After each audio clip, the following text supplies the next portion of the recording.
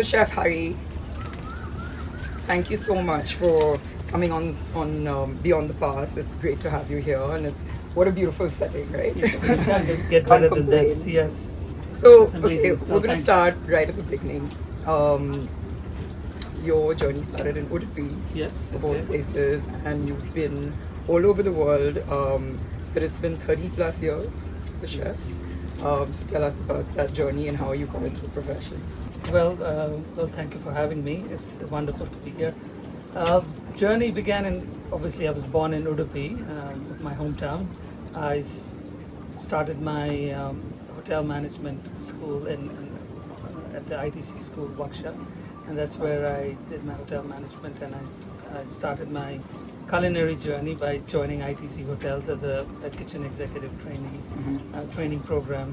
And right after that, I went to the CIA, the Culinary Institute. I think that was probably the best decision I made to go there, and that kind of changed my career in the right direction. And it was quite a long time back, 97. One of the few Indian students on campus at that time. Wonderful 2 years. Did everything possible from baking and pastry to and all sorts of cooking experience which I never could get in India. Never learned Indian food at that time. Makes sense. And then after that, my first job that I got in was as a trainee at the Daniel. At that time, it was the flagship Daniel. It was a 3 Michelin-starred restaurant, and that is where I started my career in New York City. And then how did it kind of progress to you doing modern Indian, which is what you're known for? Modern Indian, yes, that was by default. I think by default, I think I was. It all started in Chef Daniel's kitchen when I was the designated a staff meal cook, where I used to cook Indian food using French ingredients. So I used to go shopping to this Indian grocery store, buy biryani masala, and have this Indian cook trying to cook Indian food for the French chefs. And that's how it all started. I think I think I became the designated staff cook for more than once, and I think that's when I started experimenting with Indian food with non-Indian ingredients. I mean, of course, now it has evolved the way I cook. It all started with that, and at that time, Chef Floyd had Tabla restaurant, and he was an inspiration. And he was doing something very different and very inspirational, cooking what he was doing. He was an inspiration, one of the pioneers of modern Indian cooking, and that's when I got inspired to do something similar, to follow his footsteps. That was my turning point into doing more Indian cooking. Yeah. That's a big step for, like you said, there weren't many Indians probably. It's really interesting. At my daughter's school, I got a message on the group yesterday saying that the first graduate from her school happens to be someone who went to the CIA. And so today we're seeing sort of more and more young students pursuing this as a very serious profession, doing it right after high school. But when you went, it was the pre-internet days where I remember going to the library and actually writing a letter to school with application. Was I can't imagine now that it was a process of mailing an application by physical postal mail, waiting for that. It was checking the postman postman every day. And when I got the letter saying you've been admitted to this, it's an amazing experience. But I mean, you clearly had your family support you as well, right? Yes, Because, absolutely, 100%. And I believe your grandfather had a restaurant. Yeah, my in grandfather Udupi. was a restaurateur, a typical Udupi restaurant, and I never got to see it, but my father. I always heard stories about my father working in this little Udupi restaurant, and I think nobody else in my family followed that. My sister went into the medical profession, my brother went into the engineering, and I was the last one out of the three who decided to go Continue into the family family. legacy. I think Yeah. that's it was meant to be, and I think I don't regret it one bit. And I think since then I've been always in the chef cook. Yeah. I think it's the best feeling ever. But what was your reason? You know, you'd been to culinary school and hotel management, you'd done that in India. What was your thought process with? I mean, how did you even? I'm really intrigued that 30 years ago, Yeah. you were like, I want to go there. You know, I think my first exposure to a professional kitchen was at the hotel school, and I think once I wore the chef coat, I felt like, okay, this is what I wanted to do. I felt comfortable, and I started looking for which is the best cooking school in the world, and there were only few, and I was not sure, if I was going to get through, and things happened, and my father took out a loan to send me there. It was not easy, but they were very supportive, and thankfully, they're proud of what I'm doing right now. that's amazing. And I love the fact that you sort of started tapping into your Indian roots through the staff meal. I mean, I think that's great. the beginning. And Yeah. I think I've realized more and more that that's what I wanted to do. It was not. I think when I left India, I think that's the last thing I wanted to do. I said, let me get away, not learn Indian food. And then later I realized, as I matured as a chef, there's very little I know about my own cuisine. And here I am running to a foreign land and trying to learn everything else but Indian. So it evolved. I wrote a cookbook, Modern Indian Cooking, in 2007, and that got popular. I think LA Times wrote about it, and that kind of gave me the confidence of, okay, this is something that I want to pursue. I started getting opportunities to open a restaurant. I think the things were just picking up in North America. London, amazing market. It was already done. There were amazing chefs who were already doing progressive Indian food. But in the US, there was only one chef, and I think more and more, I think the market was just getting ready. And They'd had a taste of it and they Yeah. were curious for more. Yes, and then started getting opportunities, and I think that's how I kind of got into it and realized, okay, this is what I enjoy. I started to learn more about Indian cooking by just doing that, traveling to the different regions of India. Just a humbling experience that as a chef, I don't know anything about my own food. That's how it all started. You said two of the three words that are getting used more and more to describe, I would say what's sort of your style of cooking, which is, you said modern and progressive, and fusion. These kind of get used very interchangeably to describe Indian food that's being presented in a novel way, right? Not in the traditional style that we're used to having it in India. What does this actually mean? Is to you? For me, it has evolved. It has changed, and I think it's going to change constantly. When I started off, it was trying to use global ingredients that I got exposed to, cuisines that I got exposed to, whether it's Mexican, whether it's Thai, the ingredients that are not typically used in Indian cooking, trying to bring it forcefully. Now that I look back, I'm like, don't really need to do that. But that was the beginning of it, trying to use Western techniques into Indian food, the non-Indian ingredients into Indian food. That's how it all started. I think fast forward, then you look at other chefs. Okay, there was a time where modernistic cooking was a thing, and then like as a young chef, you want to do everything. You want to try and impress others as a young chef. I went through that phase where you're so focused on what's on the plate, how it looks, rather than how it tastes, and would I really eat it? So I think fast forward, as a mature chef, I look back and I see my style of cooking has changed, it has evolved, and I focus on flavor, and I focus on things that are, is this something that I would eat? Is this something, a restaurant menu, when I'm doing it now, I think of, can I take my family there twice a week, and can I enjoy it? that's the style of cooking This that is exactly what I say today to, you know, as a non-chef completely, but someone who eats a lot. Yeah. It's about flavor, you know, and did it kind of sort of, I used to be thinking about it the next day. Yeah, You know, that's the focus thing. on flavor, Yeah. do less on the plate. It doesn't need complex cooking techniques, and there's so much in our own, Indian regional cuisines that try and do it right.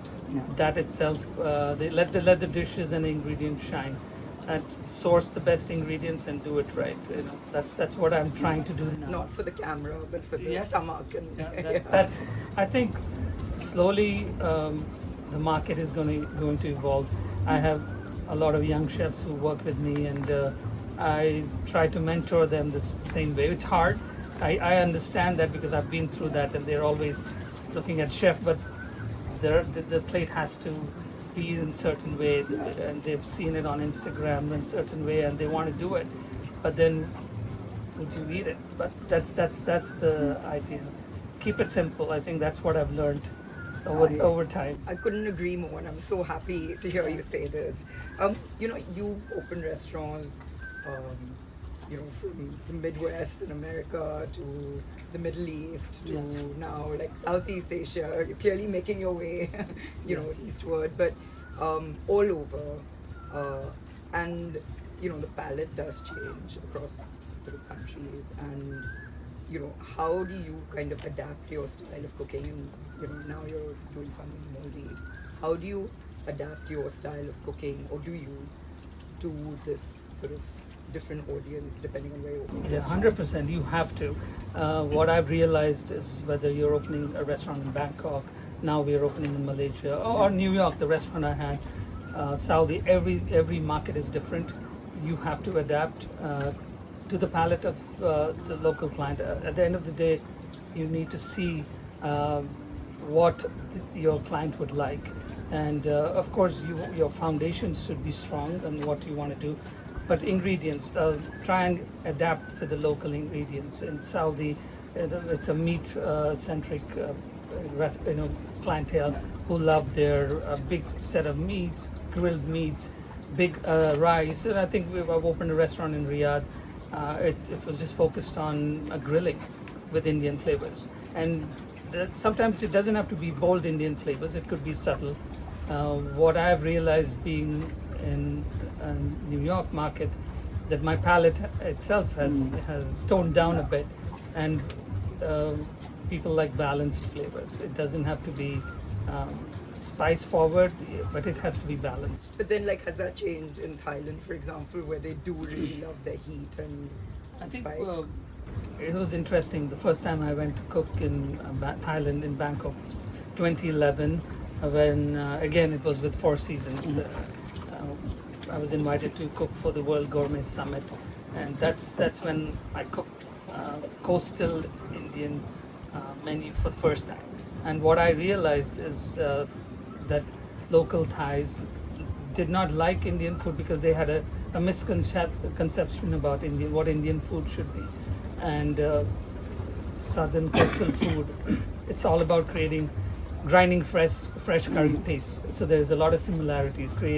My grandmother used to grind fresh, curry paste, for lack of the better word, because Thai, they understand curry paste. So we did a lot of that at home. So I tried to bring that to them, and I felt they really enjoyed that. So that's when I got an opportunity to open a restaurant in Bangkok and Joel Coastal Indian. That's how it all happened. Well, I've had an opportunity to try the food in Bombay when Joel did a pop up, and it's tough selling Indian to Indians. I think because you tend to feel like, oh, this is like ghar ka khana, but it was delicious. And I'm not saying that because you're here. Like, I actually remember that meal, and it goes back to that point, right? That can you sort of remember what you ate and did it kind of. Even in Maldives, we have to bring in the island connection. You can't get better, seafood, fresh catch, and try to not to do too much to it, and and you will taste a few of these dishes tonight. But I think try to use local ingredients. Thailand is, you get better produce than South India sometimes, with coconut milk and all the ingredients. It's adaptable for the way I cook. Yeah. And I think you got to be mindful about what people would eat. We are opening in Kuala Lumpur. I would really want to do a kurgi pandi curry there, but people said no pork here. So Right. can I force myself to put it on the menu? Yes, I could. But then I said, be respectful of where you are and try and they said, oh, do the pandi curry with chicken. I'm like, no, that's not possible. I don't want to do it. There are many other chicken dishes that or vegetarian dishes I can put in, but then don't do that because that's one of our signature dishes. So adaptability is very important. Right. Coming to the Maldives, I think it's really interesting to me that the Four Seasons has an Indian restaurant because most sort of international resorts tend to stick to the safe Pan Asian, Italian, etc., right, or Japanese, and I think it's wonderful that there's a restaurant that's dedicated to sort of Indian food. How did this collaboration happen? Yeah, this is one of the oldest restaurants, and it has been around for many years. And this collaboration started 2 years back, and where they wanted to revive this restaurant. It's a beautiful restaurant. I think you can't get a better location than this. I think We're sitting in the restaurant, by the way, so. And then they wanted to bring in a chef and do cross-cultural exposure for their team, bring in a mentor, bring in a brand ambassador to bring in some freshness to the menu. And that's when I came in, and I come in every 6 months, twice a year. We completely changed the menu, and it's not just teaching and the team here. We have an amazing group of Indian chefs here in this restaurant. It's not only me coming here and changing the menu. Four Seasons wanted their team to come to my restaurant as well. So there's a cross training that is happening. It's a real collaboration. It's a collaboration where the chefs and the team, they've come to Bangkok, they've cooked in Seoul. That's how the partnership is, and it's amazing. It's Four Seasons is a great partner. You've clearly got a connect with Four Seasons that Yes. keep coming back to it. As a chef, like, why is this important to you? To do these kind of collaborations. Like, how do you? Because we see it happening. We see pop-ups now happening Yeah. all over the place. It's become four hands pop-ups, things like that. But what do you get out of it as a chef? For me, it's trying to showcase Indian food in a global, for the global audience has always been exciting to me, and I think it gives me that pleasure of sharing our amazing dishes to somebody who's. Last night we had a guest who's never eaten Indian food, and they're like, okay, this is my level of understanding of Indian food, but at the end of the meal, they're like, this is the best meal we've had. So it just makes me feel great to showcase our cuisine to an audience, a global audience, whether it's America or Middle East or Asia. Now here, I meet a lot of people, and it's amazing. Obviously this is a result that attracts people from all over the all world. over the So world, yeah. that's a great way of showcasing. I think that's. I've always been doing this, whether through books, whether it's through restaurants. In colleges, I do a lot of little pop-ups in universities, and through my products. I have a product line in the consumer retail market in the U.S. Through Whole Foods market and different programs. These are already meals. Okay. So these are CBG products that are in the refrigerated products. So organic, good ingredients, Indian meal. It's available nationally through Amazon Fresh. So there are opportunities. I've been fortunate to be part of promoting Indian food through various ways. You have a great team here. You have Chef Kishan, who's based out of here. How does that synergy work? And you've worked with him, I think, for a long time. Couple of years Yeah. now, and I think the way we work is we collaborate even when I'm not here. We always stay in touch and say, okay, what's working, what's not working, what can we do better, and we are already planning for my next visit in October, and the menus that we want to do, because we do a complete rehaul of the menu, and Yeah. it's a lot of dishes to kind of do it in 2 days of training. So my team, I have a great team. One of my chefs come and ahead of me, we kind of collaborate. And the first day is all about training the kitchen team, the front staff. We go through all the briefing and training, and then we launch it. And they continue the menu for the season. So tell us about the current menu. What can diners expect? I think this time around, the first menu was all coastal, peninsular Indian. We focused on west coast of India. Then I realized that the audience here again are expecting a little more than focusing on a region in India. They still want, okay, this is great, but where's my butter chicken? Because that's what I love to eat. So we realized that, okay, you're in a resort. It's not, you don't have to do what you want to do, but you have to adapt and give the consumers what they want. So we have a little bit of unknown dishes, unfamiliar dishes from different parts of India, and some very classic and traditional, and some reinvented or adapted with a little bit of my touch. So there's a lot of things.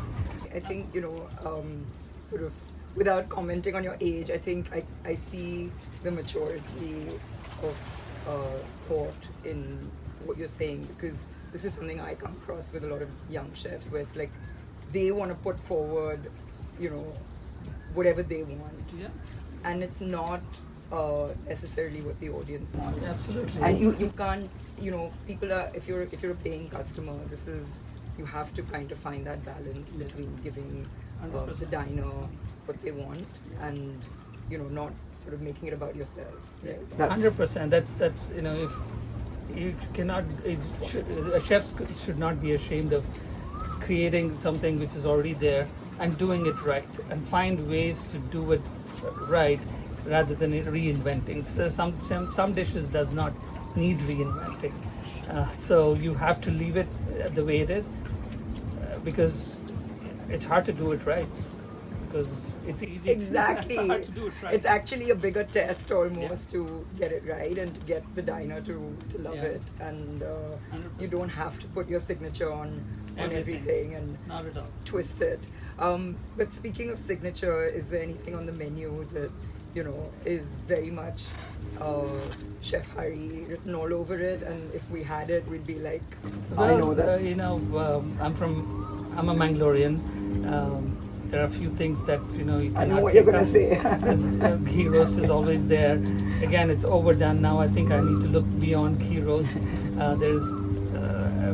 We have the pandi curry from Coorg.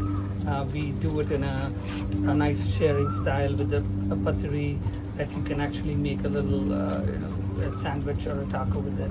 With a little, there's a local kopi leaf is a local Maldivian herb that we make a salad with. So again, bringing in some local influences into this and marrying it well. That one, and we also have a lobster, a beautiful lobster dish with the very light Maharashtrian thecha masala on top, with a little lemon rice.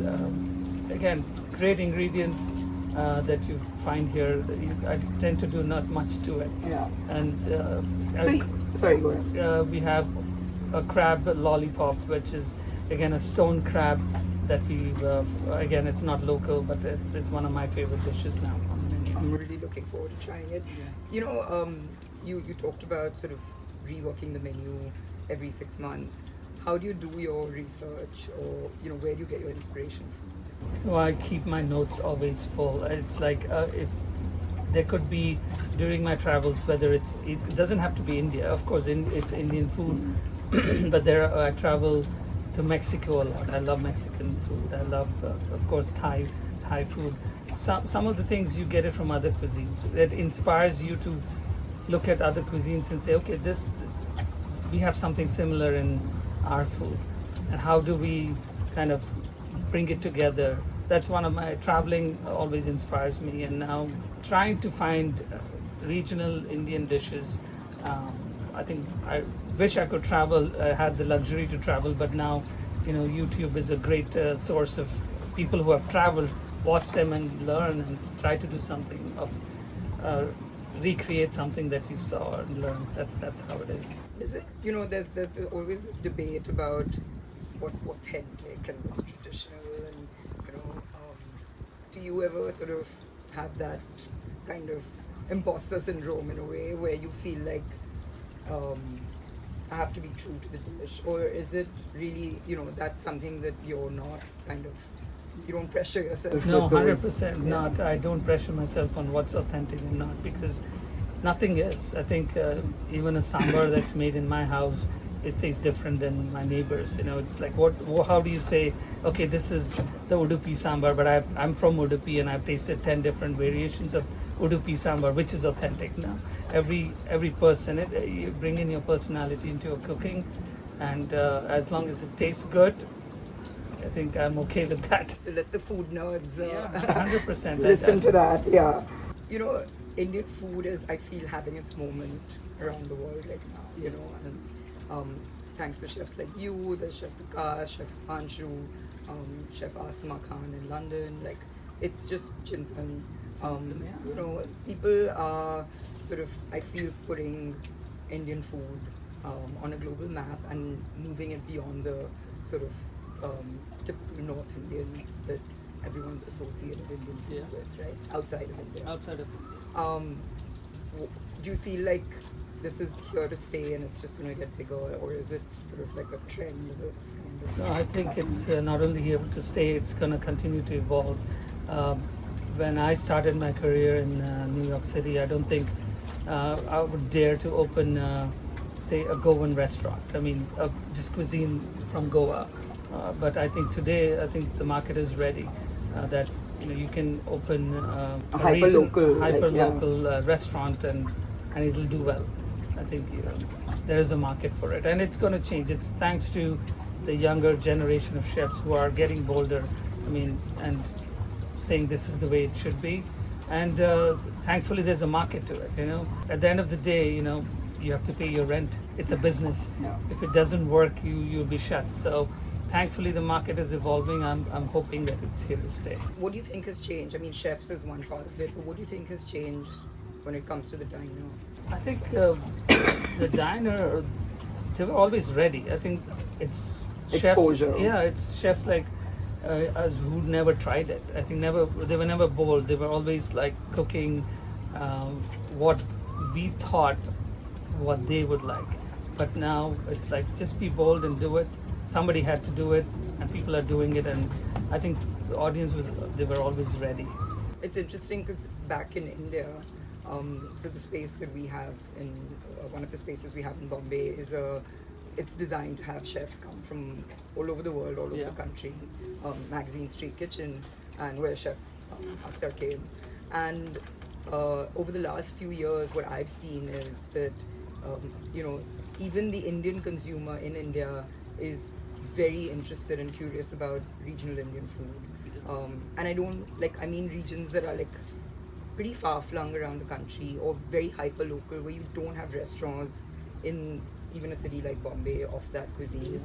And people are just really curious to know about their own country. There's a sense of pride, I feel, that's growing, and I think that's wonderful. So we've actually shifted from having only international chefs come to discovering, even for me, discovering food from across the country. So I can see it happening in India. I mean, it's only a matter of time. I feel that this is going to be adopted on a larger scale. I think the definition of multi-cuisine restaurant in India will change, because what multi-cuisine restaurant in India is, okay, a little bit of pasta, a little bit of Japanese, a little bit of Thai or Oriental or whatever you want to call it. I think that is going to change to multi-regional Indian. I think that's what market is going to evolve, and again, Italian restaurants now, people, I think it's going to focus into, okay, this is a Roman style of dishes. I think it's going to be even More with niche, international cuisine. I think it's going to be a little more niche. I think that's going to happen, and there is an appreciation of food. I think the next generation, they have the money to spend, and they've traveled. They know what it should taste like. You cannot fool them anymore. You cannot say, this is a pizza from Naples, and just give them a thin crust New York style pizza. You're saying it's a Brooklyn pizza. They know what it is. People have traveled. You cannot fool the consumer anymore. Yeah. So I think the pressure is onto the chefs, and people who do it right are going to succeed. Yeah, I mean, I think social media and all of that has a big part to play, and it's great that there's so much exposure. I think we're still a little bit away from, I feel, regional cuisine coming into mainstream restaurants. I think that's, like you said, it's a big risk. You need restaurants are a huge sort of financial burden in a way, and so there's still sort of it's not there yet, but I think it's definitely heading that way because people have had a taste of it. They love it. I don't see why it can't become more mainstream. So yeah. Yeah. What's one sort of stereotype or misconception about Indian food that you keep hearing and that you've made it your life purpose to get rid of? That is, it's creamy and heavy, and once you eat Indian food, you cannot eat it for the next 2 months. I mean, that's the main. Like, I'd go for curry every 2 months. I mean, it's something that you can change. It can be more than a special occasion. I think that's something that heavy, spicy, oily food, which yes, we have a reputation of doing that, but then there is more than that. So I think showcasing that has always been my purpose. There's more to it. It can be light, it can be healthy, it can be what you want it to be. You don't have to go for that. Try and adapt some of these flavorful spices into your everyday cooking. One of my books is how to cook Indian food for the Western audiences. Just introducing spices into your everyday cooking, and whatever you're making a grilled chicken, you love eating grilled chicken over salad. Now be adventurous and try bringing fennel, ground fennel and cumin and black pepper. Mix it up. Just don't use pepper and salt. Take your black pepper, you're grinding it, add a little fennel to it, add a little cumin to it, and now it wakes up your senses. I think that's always been my life's mission, to kind of somebody who says, okay, I don't like Indian food. Yeah. You describe food as being a cultural ambassador. Yeah. Right? So what part of Indian food do you think has still not made it out there? I think That people need to discover? I think myself, I mean, I don't know enough about Indian food. I don't know anything about Northeastern food. I don't know enough about Rajasthani food myself. I mean, I would love to go and learn more. I am not ashamed to say I have no idea about Kashmiri food. I do whatever little that we know some of these meals. Okay, before, I mean, I know there's more to Rajasthani food than lal mas, but that's all you take away. But I think diving deep into every region and exploring not just the hero dishes that are showcased, because moving beyond that is what I think is exciting. Yeah, I agree. What's next for Chef Hari Nayak? What's next? I think spend more time with family. That's, I think what I've realized is finding that balance is important, which I haven't done. Probably it's not fair, and I think there was an opportunity to get back into the restaurant, New York restaurant scene again, and say, let's open a restaurant. But then I said, okay, let me slow down and let me wait for the right opportunity. And I have enough going on. I think I've started spending more time at home, and I'm kind of enjoying it. that sounds like a plan to me. Yeah, Do you ever think you'll move back to India? I would love to. It's always been on my mind, more so lately than ever. Right opportunity, maybe. Yes. Well, I for one will be waiting for you to come back, and I really hope that happens one day. I hope so. Yes. And, but yeah, I mean, good luck with everything you've been doing. It's really wonderful to see you, putting India on the sort of culinary map around the world. And yeah, I'm excited to be here and try new tonight. Thank you so much. Thank you.